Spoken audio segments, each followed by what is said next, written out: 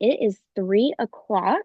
I know we are going to continue to have people join us as we get going over these first 5 minutes, but just to make sure that we stay on time and we give plenty of time for Bill to get through the questions that we have today, we are just going to go ahead and get started. We do have two wonderful panelists on with us today. We have Kelly Hess with the Institute for Disability and Andrew Riggle with the Disability Law Center. They're going to be taking over from me, but before we get started, I am just going to go over a couple of housekeeping items. So first and foremost, please note that you are able to turn on closed captioning if that is something that you need. You'll just go ahead and go on the your Zoom panel and turn on the closed captioning option. And then we also have an ASL interpreter here today, providing some support to us. And you should be able, when you go into language options, be able to select that as an option so that you can see her. But I'm actually going to be working with my other background support cast on just getting her pinned and spotlit for everyone as well, so that we can make sure that we capture her for the recording too.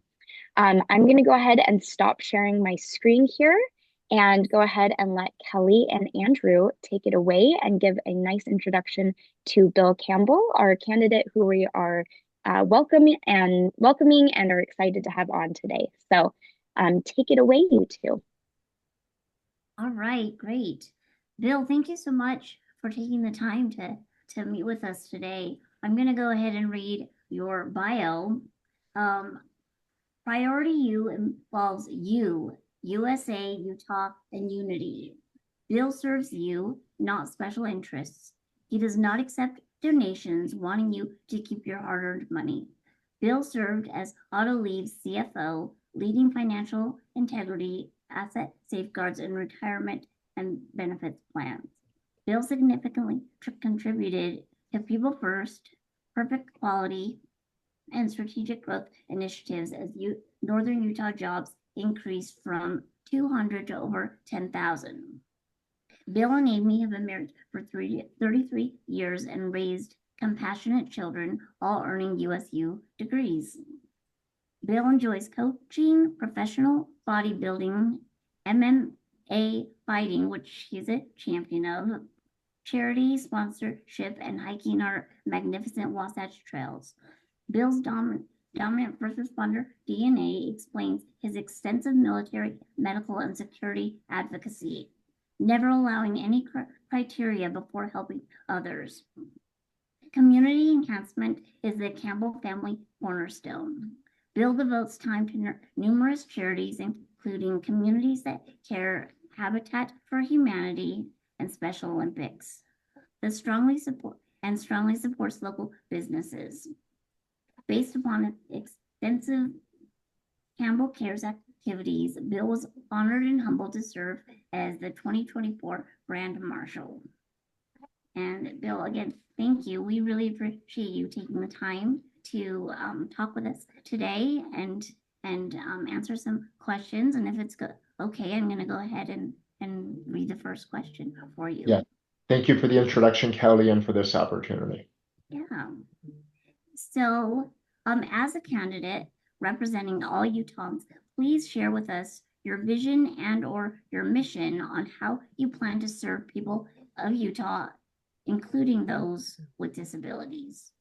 Yes, thank you. And again, as you referenced, Priority U, one of the U's does involve unity. And it simply involves pulling everyone together because we are much stronger once we're united. And lately, there's been too many forces trying to divide us.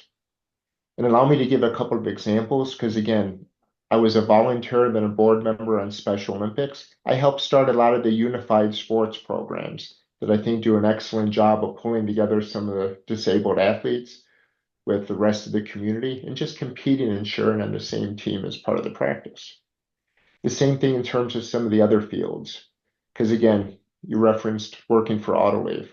I don't know if the audience is familiar with Enable, but while I was working there, I specifically hired a lot of persons from Enable and bringing them to the team and including them part of our individual team.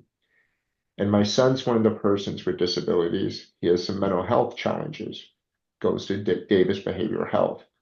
And it's good to get him involved. So it's more of a personal impact for me when I try to get everyone involved and try to get everyone coordinated.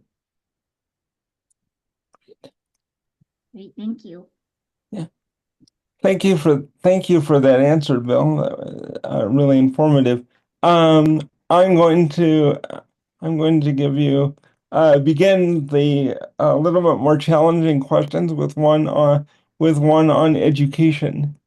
Many students in Utah take advantage of programs such as career and technical education, college readiness preparation, and internships. However, students with disabilities are largely excluded from these programs despite being able to participate in them if provided with the proper supports. How will you ensure students with disabilities have equal access to the same programs and opportunities as their non-disabled peers? Yes, and first let me say they should never be excluded. So I fully agree with that statement. And there's already a lot of regulations in place between the ADA and a lot of other safety and protocol standards. So a lot of it's just ensuring that we're complying with it and making sure an equal opportunity to apply covers all of the facets there, including getting access to the building, submitting the information, and whatever it takes to actively participate and to be involved so you truly do get a fair consideration. So full compliance to the ADA would be one of those items, and actually having someone check in that system and having somebody validate and prove it and publicize people's results. Like we took great pride in Autoliv once we got more active with Enable in showing how successful and how much they were able to contribute. In many cases, much, much better than our current employees. Thank you for your answer. Certainly. Thank you. Okay, we're gonna shift over, and this is a question about employment. Currently, data shows that individuals with any disability in Utah have a community-based employment rate of 53% compared to the overall employment rate of 78% for all Utahns. This is cited by the American Community Survey from 2021. Many Utahns with disabilities can and want to work, but don't have access to the supports necessary to find and retain employment. How will you work to increase employment opportunities for individuals with disabilities in Utah, ensuring they receive the necessary supports and accommodations for job success? And again, I appreciate the way you stated the question because it really is about the supports. Because it's one thing to be able to apply, but it's making sure all the supports necessary to be able to better realize that opportunity and make that opportunity a success is really what's critical. And there's a lot of exciting technologies out there already been progressing in terms of as simple as working from home in some of the cases and AI to supplement or augment some of the capabilities. And in a lot of areas, it's just identifying anyone with disabilities often has greater strengths in other areas. So once you realize what they're stronger at, kind of help the coaching and the education along those lines. I, for instance, am better in finance and math items. So the more I can get the training along those lines, it would be great. Science and technology, though, I'm not. And I think everybody is that way in one form or another. So if we can find ways to identify where people's positives and their particular talents are and feed them in that area and give them the supports that you referenced, yes, everyone will be much more successful at the end. Great. Thank you very much for that very hopeful answer, Bill. The next question involves accessible infrastructure and community integration. Accessible infrastructure is critical to Utahns with disabilities in order to live, work, and participate in their communities. Increased access in areas such as public transportation, sidewalks, buildings, and physical or online information will allow for greater community integration for Utahns.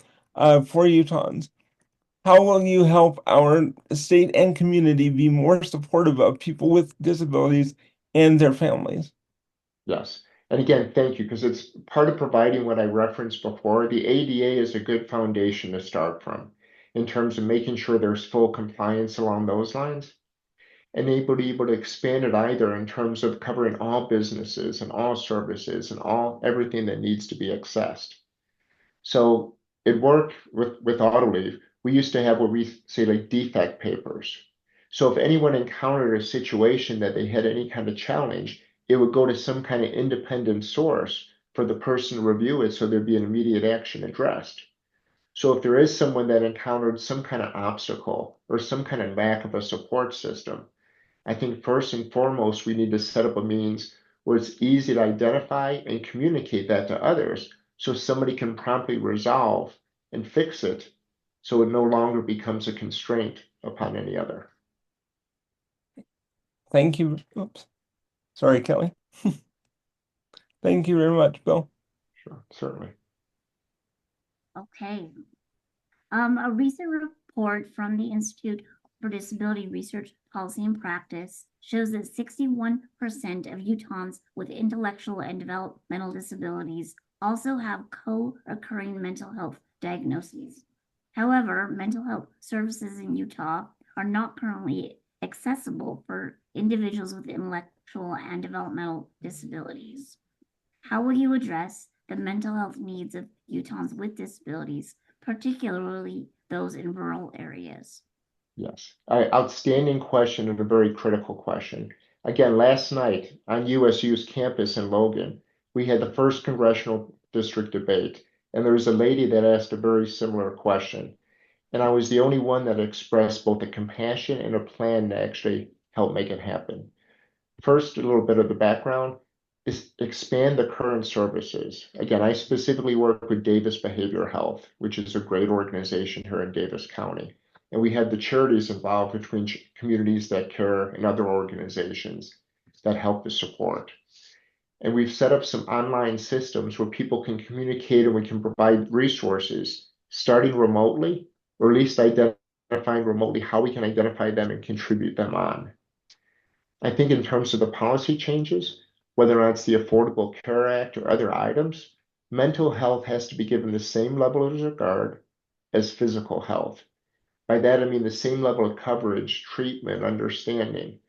Right now, many of the insurance programs are deficient in terms of covering the mental health requirements in order to optimize people's abilities to succeed. And with the remote persons that you spoke with, there are a lot of technologies out there between wearable devices that can help, telehealth mechanisms, and other online resources that we can help the remote community until we are able to establish an on-site location that would be more available to personally serve them.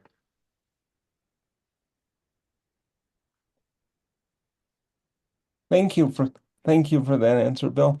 The next topic is disability rights, and the question is, people with disabilities are often excluded or segregated from the community at large due to stereotypes, misconceptions, and sometimes fear from people without disabilities. In fact, in June 2004, the U.S. Department of Justice issued a letter to the state. One moment, let me make sure I get this all for you. There we go.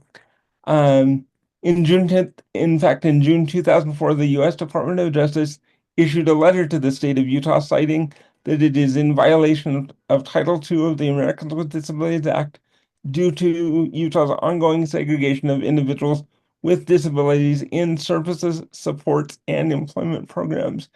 How can we, as a society, better support the inclusion of people with disabilities in our communities? Yes. Well, not for myself, this is more the personal experience. So the first answer is anything like the American with Disabilities Act.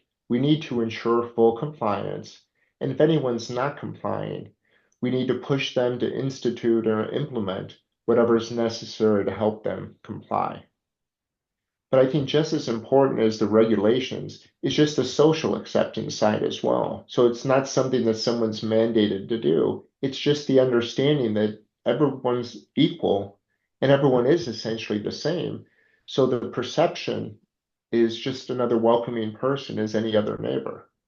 And I think the best way to accommodate that is just to have increased interaction. I know, like in my regard, it was actually helping with the Special Olympics and just coordinating and getting to know everyone on a personal basis. And with the unified sports, just everybody being part of the same team. And with the Enable and the work programs that we had, once they became part of the same team and you understood they're just another person, just like us, there's a certain level of understanding that develops that makes it much easier to incorporate everyone as part of the same team and have a unified country. Thank you very much for your response. You're welcome. Thank you. That's actually the last of our organized questions, but I'm curious if there's questions from the audience. We have some time. If anyone has things that they would like to ask, you're welcome to put it in the chat.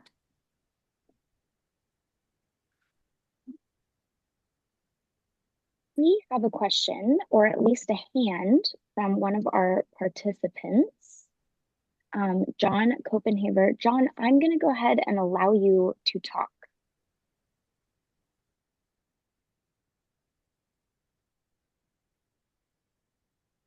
And John, you should be able to unmute yourself now. Okay. Can you hear me okay? Yes, Yes, John. we can.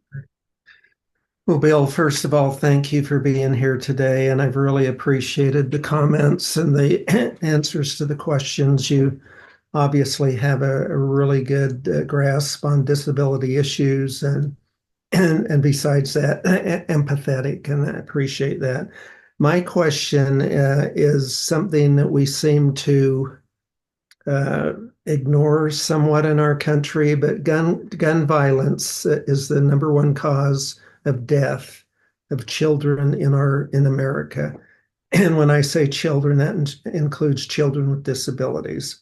Children deserve the freedom to live, learn, and play without constant threat of gun violence.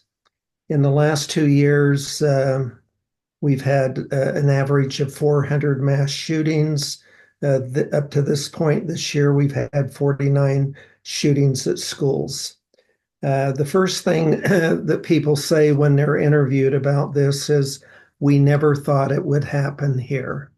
So I just wanted to get some of your thoughts and approaches in regards to actually doing something and not ignoring this issue that there's no other country, democratic country in the world that even nearly approximates the statistics of the United States.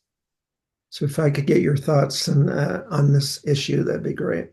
Yes, thank you, John. Again, very critical issue. I think I too just saw a summary posted about a week ago on Facebook, and that we were in the hundreds, and I don't believe any other country was even more than double digits. Mm-hmm. So it's definitely a travesty.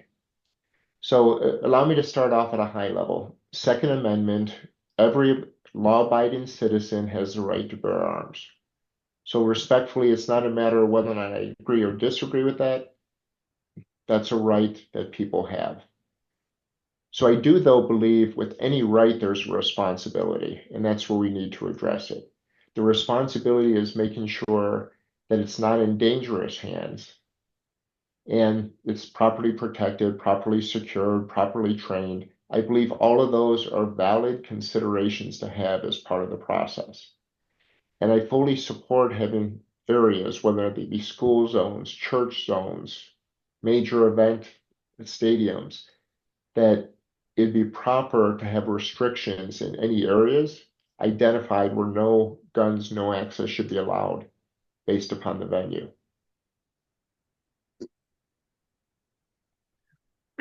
I could elaborate. Is there a specific thing in terms of what to do to help prevent it further? I guess especially because the question partially came up last night too in the debate up in Logan in terms of gun rights. And again, I can't change the Second Amendment, but I can say we have responsibilities that come with that. And we have a responsibility to ensure safety of our citizens as well, which covers some of the at-risk or concerned groups that you had referenced. Because we need to make sure that there's no more school shootings. And every time something like that happens, it just tears at my heart. And with Well, all due respect to the other politicians, thoughts and prayers are not acceptable anymore as the response. no. I don't want to get too direct on that, but I'm sorry, go ahead, sir. Excellent. Yeah. Well, and I just wanted to add to that, Bill, the issue of fentanyl, and that has made the list as well as of killing our children. Fentanyl, as we know, is about 50 times more powerful than heroin, and even can be absorbed through the our skin. So, the statistics now are showing that more and more children on a daily basis are taken from us because of fentanyl. So Yeah. how do we prevent that from coming into Utah, and what can we do to better educate the public in regards to the danger of fentanyl? Yeah, respectfully, John, I'm old enough to remember the programs we tried to launch before in terms of the war on drugs. I believe that's necessary at this point.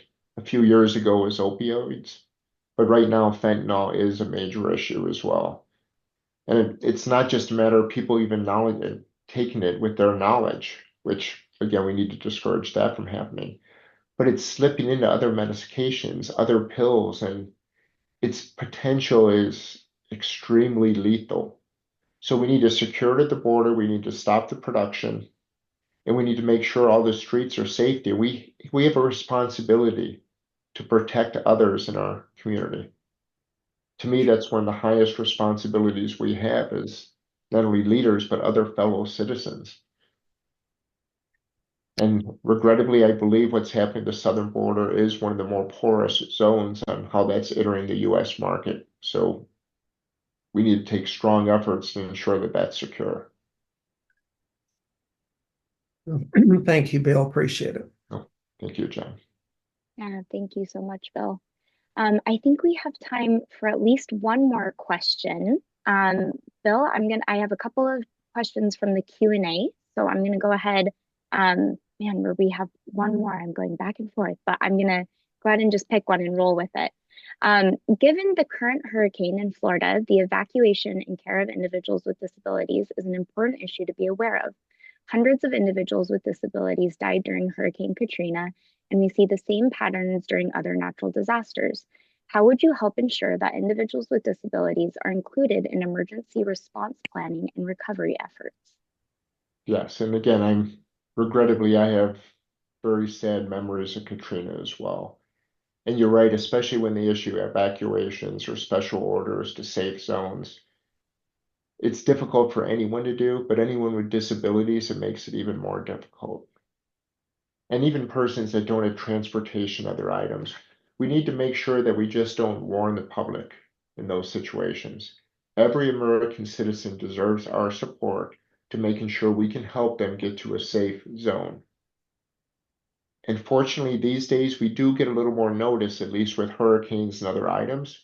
So I believe it does involve FEMA becoming active proactively, which means days before starting that as a precaution effort, because the time does take much longer when you actually accept the full responsibility for evacuating everybody safely that needs more time and more support to secure their safety. So the agency would probably be FEMA taking the lead. It'd be more proactive. It'd be making sure we had safe zones to move them in and safe zones with the ADA and all the other capabilities. Because a lot of times when we move persons to higher elevations or schools or other locations, they're not always fully equipped as they need to be. Thank you for that answer. And it looks like we are just about to 5 minutes. We are going to give you some time, Bill, to have a final statement or remark if you would like to, or if you would like, we can also try to answer this one last question. It's up to you. I'll be happy to answer another question. All right, let's do it. So last question is, how do we incentivize and monitor compliance with the ADA? During the 2024 legislative session, the Utah legislature passed a resolution asking Congress to exempt Utah businesses from some aspects of the ADA, or Americans with Disabilities Act. How do we encourage organizations and the state government to see the importance of following the Americans with Disabilities Act? Yes, compliance with the ADA is essential. Now, I don't know the full details on why the state legislator asked for that exemption, so I want to stay at least partially open-minded, but that should be under extremely rare circumstances.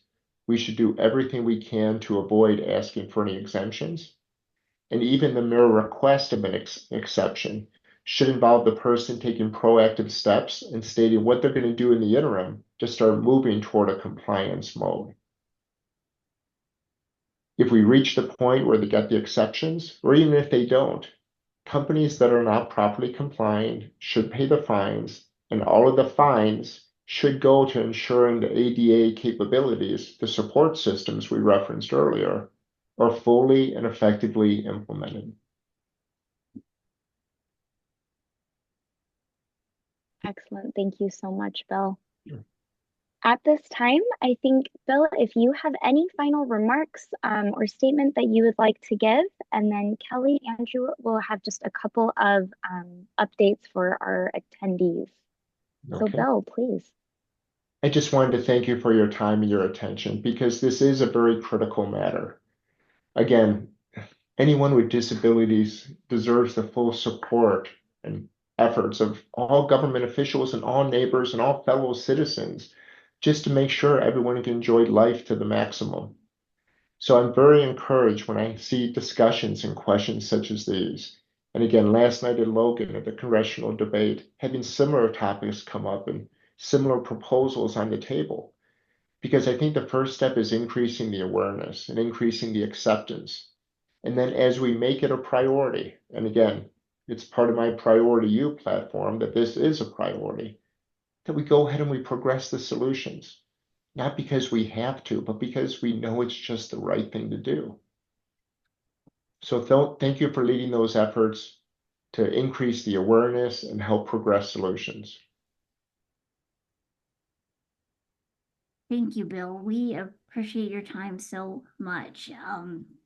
This community of people with disabilities, we're a pretty strong community, and there's a lot of advocates that care about voting and the issues, and sometimes this community is overlooked, and so we really appreciate you taking the time and the interest to talk with us and address these questions that are specific around disability matters.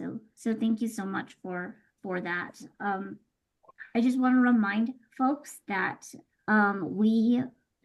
please tune in this Friday at 10 a.m. for our next Meet the Candidate event.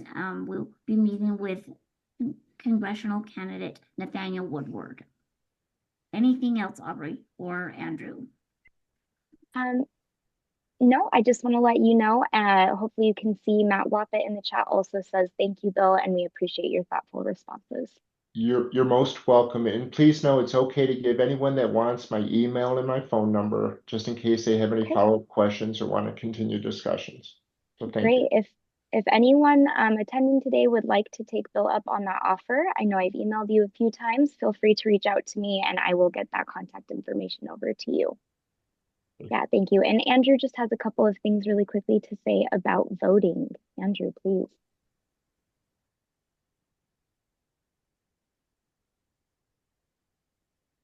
I just wanted to remind folks that the deadline to register to be able to vote in the November election is coming up right quick here. So if you haven't already registered, do that. And you have a relatively new option this year. If you are unable to independently mark a ballot or read a traditional paper ballot, there is now the option to vote remotely or electronically. And so to find out if you qualify for that and how to take advantage of that. If it's something that you would be interested in, the best way to do that is to contact your county clerk and ask them what their process is for getting registered for remote or electronic to get a remote or electronic ballot that you can return on your own. I also I believe Aubrey has dropped both of these in the chat as well, so you'll have information. But I also wanted to point folks to the Disability Law Center's voting page, which has more information on that and many other questions about how to vote if you have a disability and what the process should look like. Thank you so much, Andrew. Thank you again, everyone, for joining us tonight. We are at 3:31, so I will go ahead and say goodbye and hope you all have a great day. Great Bill, day, thank you everyone. so much again. We so appreciate you joining us and best of luck to you moving forward.